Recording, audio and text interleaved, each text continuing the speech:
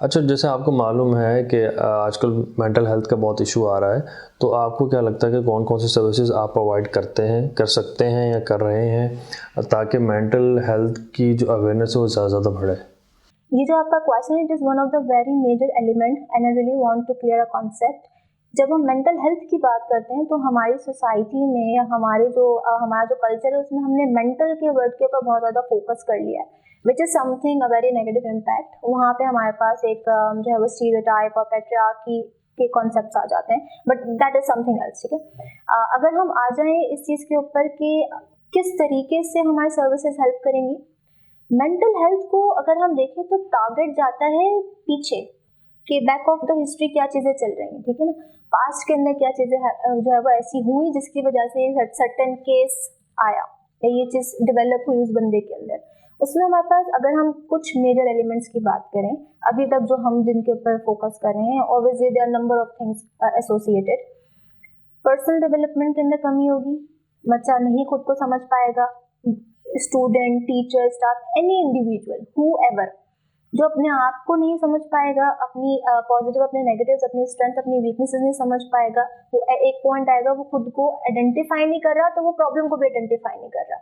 जब problem identify नहीं हो रहा तो सॉल्यूशन अल्टीमेटली उसको नहीं मिल सकता।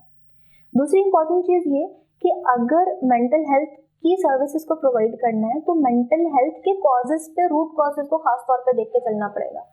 अगर हम अपनी सर्विसेज की बात करें तो हमारा प्लेटफॉर्म ओपन है हर उस बंदे के लिए जिसको पर्सनल डेवलपमेंट चाहिए, प्रोफेशनल डेवलपमेंट चाहिए।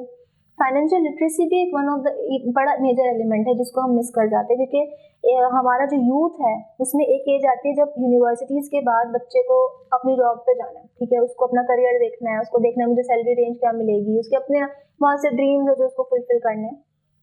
अगर उसको वो चीज फुलफिल होती भी नहीं मिले तो वो क्या करेगा, कैसे वो अपने लिए एक मार्केट में वैल्यू क्रिएट करे, एक एसेट बने अच्छा, और वहां से प्रोडक्टिविटी अपने लिए डेवलप करे।